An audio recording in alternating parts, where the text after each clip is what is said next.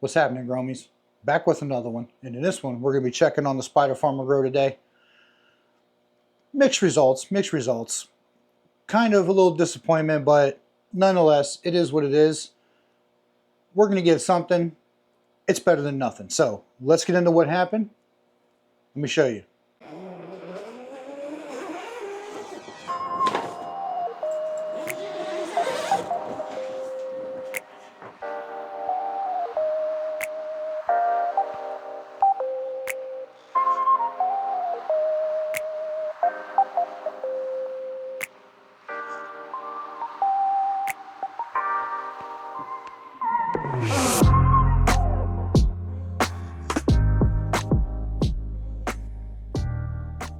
All right, so you see that. This is the Northern Lights from Growpeaceful. And as you can see, there's only one of them in there. We did have the OG Kush, which the bucket is right there, did not germinate. Nonetheless, it is what it is. Actually, it did germinate, but it died off right after germination. It dampened off, so it is what it is. Rather than having him go ahead and send me another one to replace it, we already had this one pop up, so we'll go ahead and run this one. So we got the Northern Lights, and as you can see, it looks like it is about to start flowering. Womp, womp, womp. Oh well, 'tis what it is.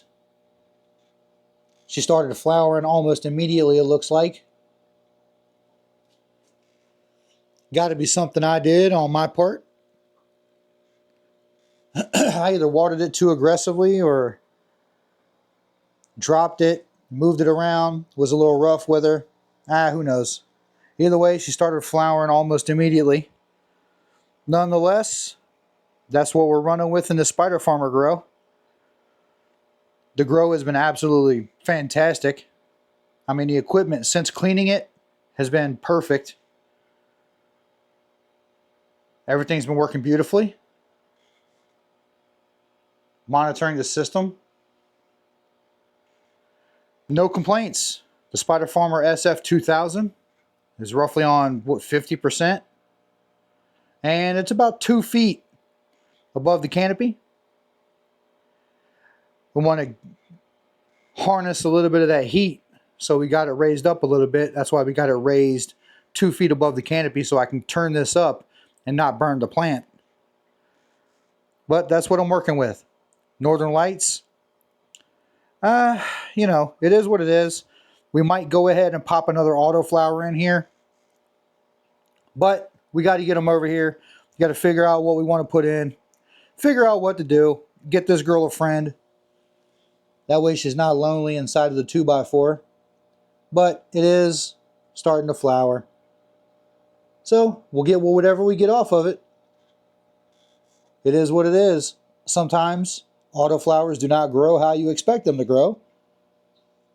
They do their own thing, hence auto. So I don't know. That's what we're going to end up with. Shout out Growpeaceful for sending it out. Always been a fan of the Northern Lights. Have no complaints on anything from Growpeaceful. They have no control over what seeds do. They know they're autoflowers, but they have no control over when they flower. I've had a Growpeaceful bucket that literally has given me almost 6 ounces of weed. It just kept vegging. So, I mean, I've had them go immediately like this one, and I've also had them go weeks and weeks and weeks.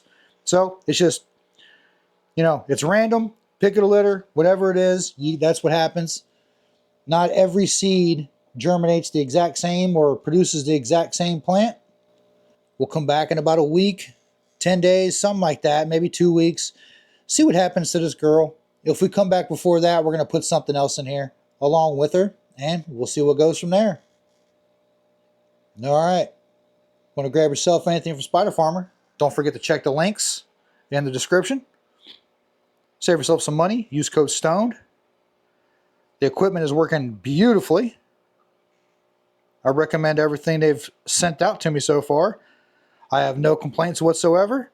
The humidifier is even working beautifully. You can see that right there. I've got the door open is why it's on. Hardly ever have to fill it up. And that is the smaller humidifier sitting right there.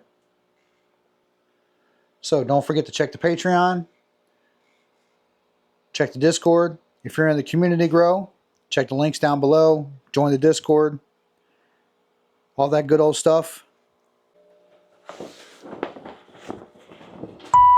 Okay, so I do want to go over something cool I did with the remaining SpiderFarmer products that they sent over that we ended up not using for this grow. Okay, so if you guys remember, we had the drip irrigation system set up, which we're no longer using now due to the ozone generator completely fucking destroying our plants. So now we had to figure out what to do with this reservoir. And I decided to go ahead and use the opposite fitting that is made for the self-watering base that comes with it. So instead, you know me, I like to DIY pretty much everything at some point, try to make my life easier. So I DIY'd garden hose to a quick connect fitting. It runs into the tent, a different 2x4 tent. Runs in, tees off to this reservoir, and finishes at a 90 at this reservoir. Both float valves on each one. Let's see if we can give you just a little look. We got wicks and a float valve.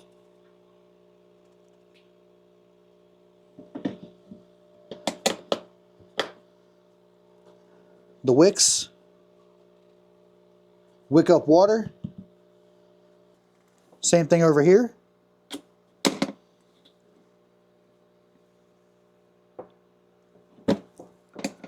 And the plants take it up perfectly. No issues whatsoever.